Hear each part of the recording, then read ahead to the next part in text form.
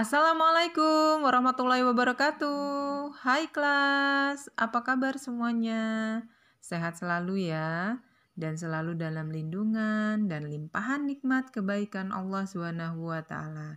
Amin, amin ya Rabbal 'Alamin.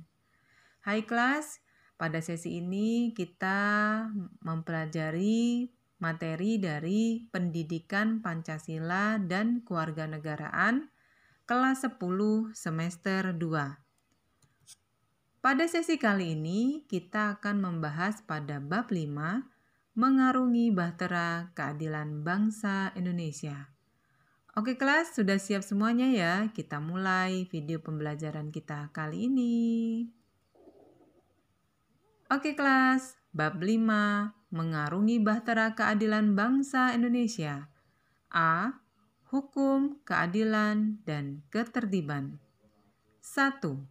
Makna hukum. A.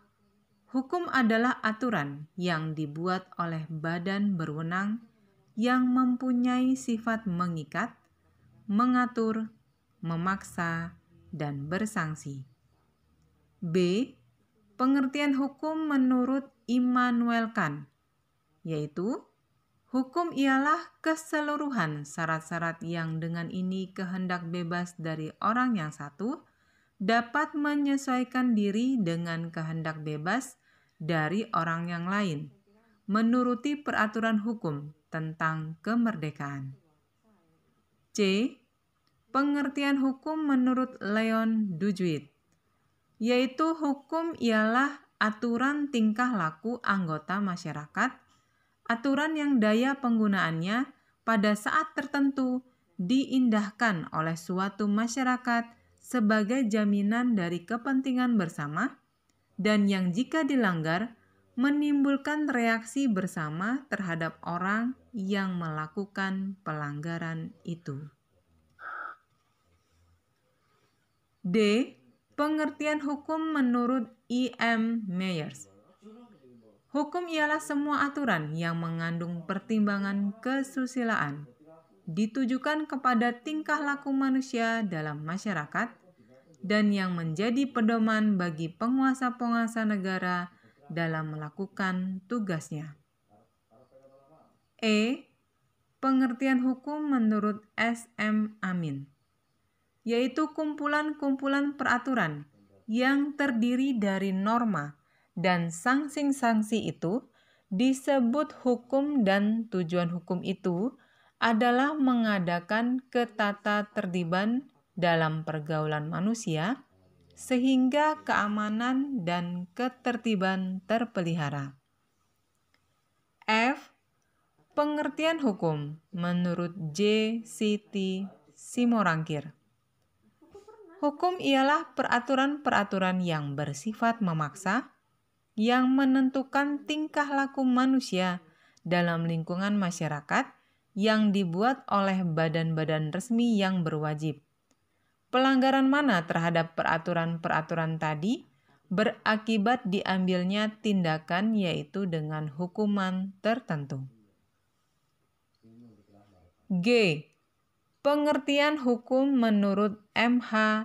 Tirta Atmijaja. Hukum ialah semua aturan atau norma yang harus diturut dalam tingkah laku tindakan-tindakan dalam pergaulan hidup dengan ancaman mesti mengganti kerugian. Jika melanggar aturan-aturan itu akan membahayakan diri sendiri atau harta, umpamanya orang akan kehilangan kemerdekaannya, didenda, dan sebagainya. Oke kelas, sumber hukum di Indonesia ada dua, yaitu material dan formal. Sumber hukum material adalah hukum yang isinya perintah dan larangan yang menjadi patokan manusia dalam bertindak. Misalnya tidak boleh mencuri, tidak boleh membunuh, harus melunasi hutang, dan sebagainya. Adapun sumber hukum formal merupakan perwujudan bentuk dari isi hukum material yang menentukan berlakunya hukum itu sendiri. Sumber-sumber hukum formal antara lain: 1. Undang-undang. Undang-undang mempunyai dua arti, yaitu arti material dan formal. Undang-undang dalam arti material adalah setiap peraturan yang dikeluarkan oleh pemerintah yang isinya mengikat secara umum. Misalnya, Undang-Undang Dasar Negara Republik Indonesia tahun 1945 serta undang-undang dan peraturan pemerintah. Adapun undang-undang dalam arti formal adalah setiap peraturan yang karena bentuknya dapat disebut undang-undang. 2. Kebiasaan, custom. Supaya kebiasaan itu mempunyai kekuatan dan dapat dijadikan sebagai sumber hukum, maka harus memenuhi dua faktor berikut. A. Adanya perbuatan yang dilakukan berulang-ulang dalam hal yang sama, serta selalu diikuti dan diterima oleh yang lainnya. B. Adanya keyakinan hukum dari orang-orang atau golongan-golongan yang berkepentingan. Artinya adanya keyakinan bahwa kebiasaan itu memuat hal-hal yang baik dan pantas ditaati serta mempunyai kekuatan mengikat. 3. Jurisprudensi. Jurisprudensi lahir karena adanya peraturan perundang-undangan yang kurang atau tidak jelas pengertiannya, sehingga menyulitkan hakim dalam memutuskan perkara.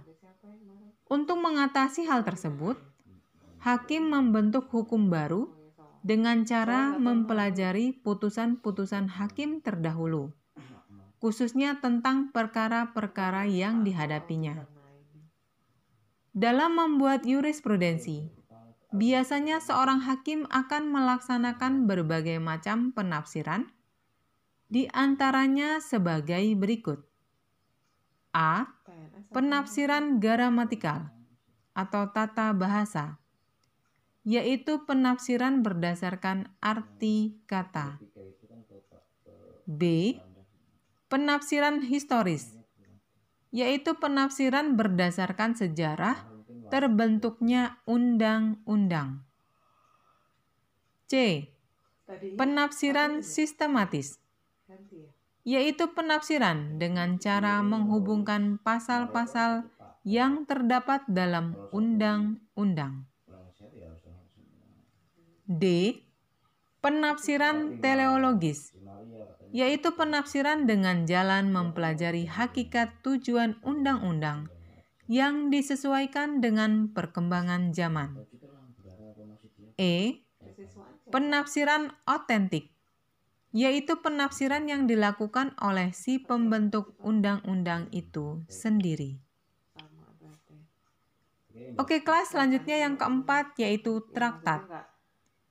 Traktat adalah perjanjian yang dibuat oleh dua negara atau lebih mengenai persoalan-persoalan tertentu yang menjadi kepentingan negara yang bersangkutan dalam pelaksanaannya. Traktat dapat dibedakan menjadi dua, yaitu A. Traktat bilateral adalah perjanjian yang dibuat oleh dua negara. Traktat ini sifatnya tertutup karena hanya melibatkan dua negara yang berkepentingan. Misalnya, Perjanjian Dwikewarganegaraan antara Indonesia dan RRC. B. Traktat multilateral adalah perjanjian yang dibuat atau dibentuk oleh lebih dari dua negara. Traktat ini bersifat terbuka bagi negara-negara lainnya untuk mengikatkan diri, misalnya PBB, NATO, dan sebagainya. Oke kelas, yang kelima, doktrin. Doktrin adalah pendapat para ahli hukum terkemuka yang dijadikan dasar atau asas penting dalam hukum dan penerapannya. Misalnya dalam hukum tata negara, kita mengenal doktrin trias politica dari Montesquieu. Doktrin sebagai sumber hukum formal banyak digunakan para hakim dalam memutuskan perkara melalui jurisprudensi, bahkan punya pengaruh sangat besar dalam hubungan internasional.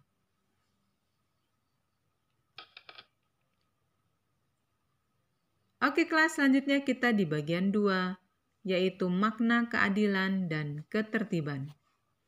A. Keadilan adalah sikap seimbang, tidak sewenang-wenang, dan menempatkan sesuatu pada proporsi yang sebenarnya, sesuai hukum yang berlaku. B. Ketertiban adalah tertata, teratur dengan baik, sesuai dengan peraturan perundangan yang berlaku. Oke kelas, selanjutnya yaitu macam-macam teori keadilan. Yang pertama, teori keadilan menurut Aristoteles, yaitu A. Keadilan komutatif. Keadilan komutatif adalah perlakuan terhadap seseorang dengan tidak melihat jasa-jasa yang telah diberikannya. B. Keadilan distributif.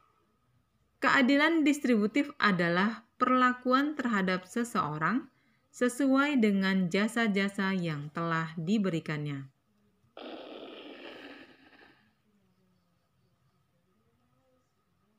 Selanjutnya C. Keadilan kodrat alam. Keadilan kodrat alam adalah memberi sesuatu sesuai dengan yang diberikan oleh orang lain kepada kita. D. Keadilan konvensional. Keadilan konvensional adalah kondisi jika seorang warga negara telah menaati segala peraturan perundang-undangan yang telah dikeluarkan. E. Keadilan perbaikan. Perbuatan adil menurut perbaikan adalah jika seseorang telah berusaha memulihkan nama baik orang lain yang telah tercemar. Misalnya, orang yang tidak bersalah, maka nama baiknya harus direhabilitasi. Yang kedua, teori keadilan menurut Plato, yaitu A. Keadilan moral. Suatu perbuatan dapat dikatakan adil secara moral apabila telah mampu memberikan perlakuan yang seimbang, selaras antara hak dan kewajibannya. B. Keadilan prosedural. Suatu perbuatan dikatakan adil secara prosedural jika seseorang telah mampu melaksanakan perbuatan adil berdasarkan tata cara yang telah ditetapkan. Oke kelas, yang ketiga yaitu teori keadilan menurut Thomas Hobbes. Menurut Thomas Hobbes, suatu perbuatan dikatakan adil apabila telah didasarkan pada perjanjian-perjanjian tertentu. Artinya, seseorang yang berbuat berdasarkan perjanjian yang disepakatinya bisa dikatakan adil. Teori keadilan ini oleh Profesor Dr. Notonegoro, SH, ditambahkan dengan adanya keadilan legalitas atau keadilan hukum, yaitu suatu keadaan dikatakan adil jika sesuai dengan ketentuan hukum yang berlaku. Oke kelas, kita pada bagian B, yaitu Sistem Hukum Nasional. Pasal 1 ayat 3, Undang-Undang Dasar Negara Republik Indonesia 1945, negara Indonesia adalah negara hukum, mengandung makna Indonesia sebagai negara hukum karena terdapat dalam pasal 1 ayat 3 Undang-Undang Dasar 1945, perubahan keempat, dan juga sebagai acuan atau pedoman untuk aturan main di dalam masyarakat. Karena negara Indonesia itu menjunjung tinggi hukum, dan sebagaimana rule of law adalah rule by the law, maksudnya adalah bahwa hukum menjadi petunjuk bagi praktik kenegaraan suatu negara. Dengan kata lain, hukumlah yang tertinggi dan bukan pemerintah. Pemerintah hanyalah petugas yang menerapkan apa-apa yang sudah menjadi ketentuan atau hukumnya. Hukum di Indonesia merupakan campuran dari sistem hukum Eropa, hukum agama, dan hukum adat. Sebagian besar sistem yang dianut, baik perdata maupun pidana, berbasis pada hukum Eropa, khususnya dari Belanda, karena aspek sejarah masa lalu Indonesia yang merupakan wilayah jajahan dengan sebutan Hindia Belanda. Netherlands Indie. Hukum agama karena sebagian besar masyarakat Indonesia menganut Islam. Maka dominasi hukum atau syariat Islam lebih banyak terutama di bidang perkawinan, kekeluargaan, dan warisan. Selain itu, di Indonesia juga berlaku sistem hukum adat yang diserap dalam perundang-undangan atau jurisprudensi, yang merupakan penerusan dari aturan-aturan setempat dari masyarakat dan budaya-budaya yang ada di wilayah Nusantara. Oke kelas, berikut penggolongan atau pengklasifikasian hukum berdasarkan kepustakaan ilmu hukum. Hukum dapat digolongkan sebagai berikut. 1. Berdasarkan sumbernya. Hukum dapat dibagi sebagai berikut. A. Hukum undang-undang, yaitu hukum yang tercantum dalam peraturan perundang-undangan. B. Hukum kebiasaan, yaitu hukum yang terletak dalam peraturan-peraturan kebiasaan. C. Hukum traktat, yaitu hukum yang ditetapkan oleh negara-negara di dalam suatu perjanjian antar negara. D. Hukum jurisprudensi, yaitu hukum yang terbentuk karena keputusan hakim. E. Hukum doktrin, yaitu pendapat para ahli hukum terkemuka yang dijadikan dasar atau asas penting dalam hukum dan penerapannya. 2. Berdasarkan bentuknya, hukum dapat dibagi sebagai berikut. A. Hukum tertulis, yang dibedakan atas dua macam, yaitu sebagai berikut. 1. Hukum tertulis yang dikodifikasikan, yaitu hukum yang disusun secara lengkap, sistematis, teratur, dan dibukukan sehingga tidak perlu lagi peraturan pelaksanaan. Misalnya Undang-Undang Perkawinan, Undang-Undang Dagang, KUHP, Undang-Undang Perlindungan Anak, Undang-Undang Agraria, Undang-Undang HAM, dan sebagainya. 2. Hukum tertulis yang tidak dikodifikasikan, yaitu hukum yang meskipun tertulis, tetapi tidak disusun secara sistematis, tidak lengkap, dan masih terpisah-pisah, sehingga masih sering memerlukan peraturan pelaksanaan dalam penerapannya. Misalnya, traktat, konvenan, perjanjian bilateral, dan sebagainya. Oke kelas, selanjutnya yang B yaitu hukum tidak tertulis, yaitu hukum yang hidup dan diyakini oleh warga masyarakat serta dipatuhi dan tidak dibentuk menurut prosedural formal, tetapi lahir dan tumbuh di kalangan masyarakat itu sendiri, misalnya hukum adat. 3. Berdasarkan tempat berlakunya, hukum dapat dibagi sebagai berikut. A. Hukum nasional, yaitu hukum yang berlaku dalam wilayah suatu negara tertentu. B. Hukum internasional, yaitu hukum yang mengatur hubungan hukum antar negara dalam dunia internasional. Hukum internasional berlaku universal. C. Hukum asing, yaitu hukum yang berlaku dalam wilayah negara lain. D.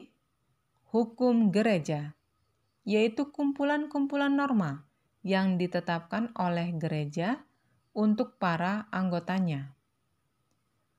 Oke, kelas yang keempat, berdasarkan waktu berlakunya, hukum dapat dibagi sebagai berikut. A.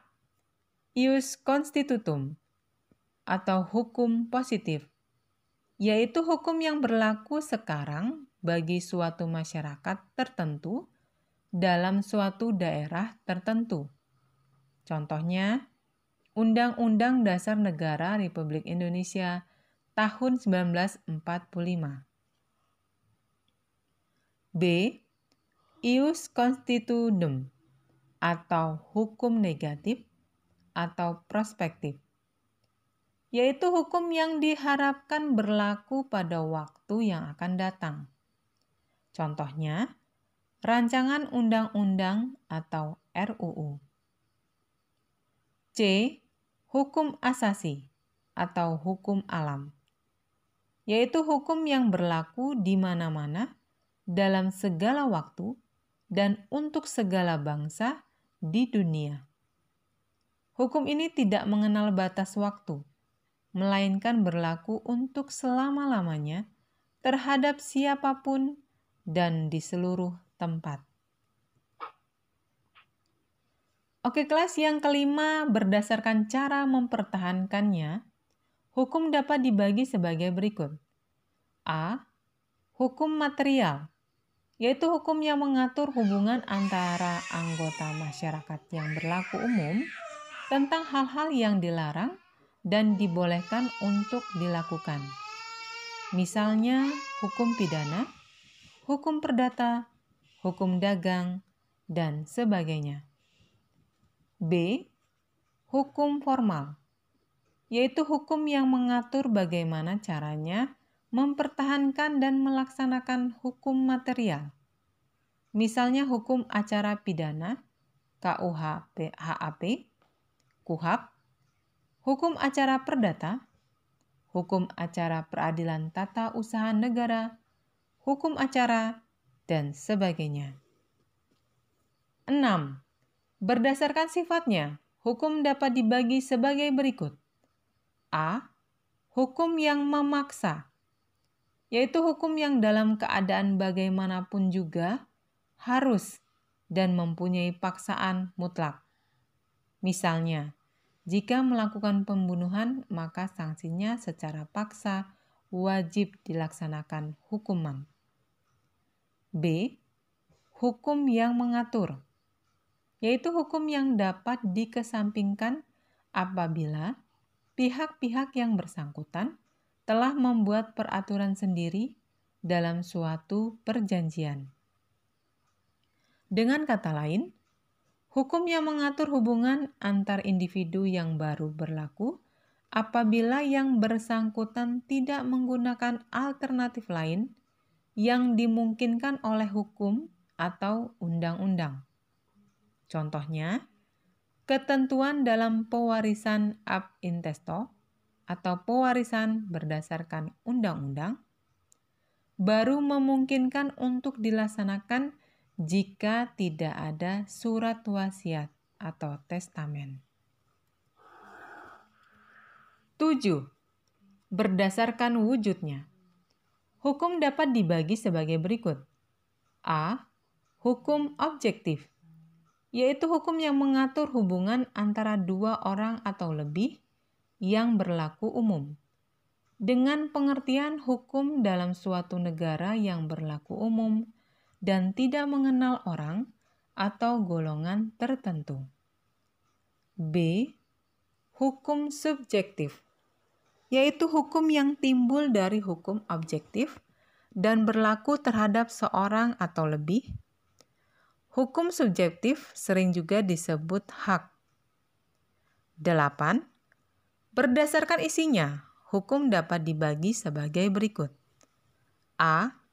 Hukum privat, yaitu hukum yang mengatur hubungan-hubungan antara orang yang satu dengan orang yang lain dengan menitikberatkan pada kepentingan perseorangan.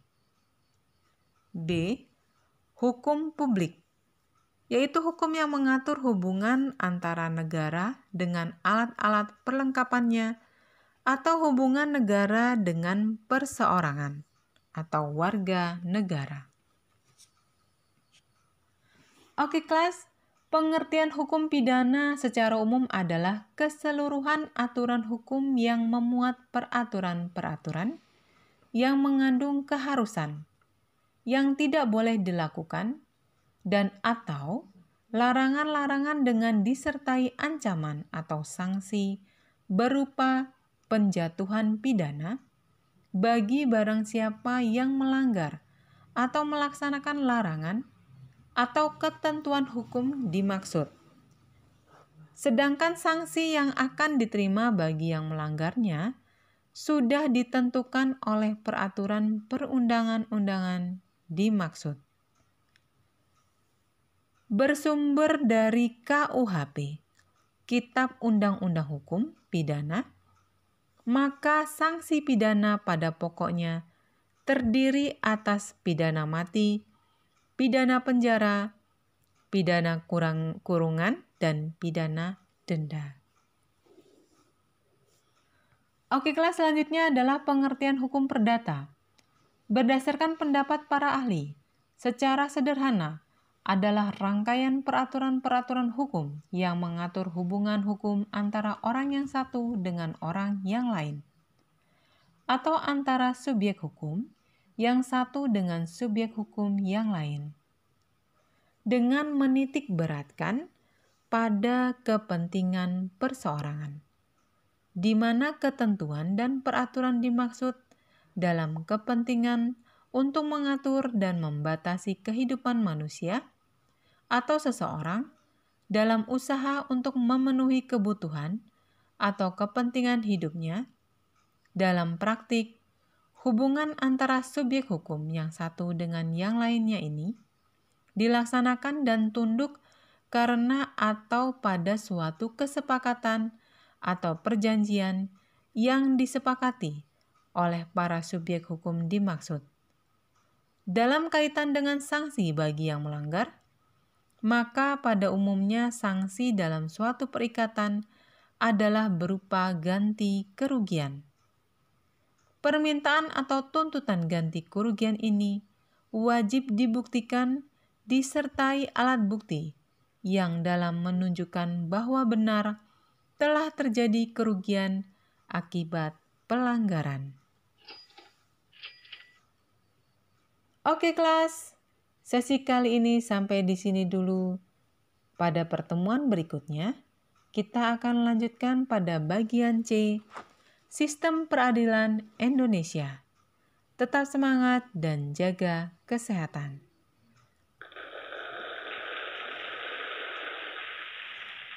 Oke kelas, thank you. Semoga video pembelajaran ini bermanfaat. Jangan lupa like, share, dan subscribe, karena itu semua gratis. Terima kasih. Sekali lagi, semoga video pembelajaran ini bermanfaat. Dan see you next time. Wassalamualaikum warahmatullahi wabarakatuh.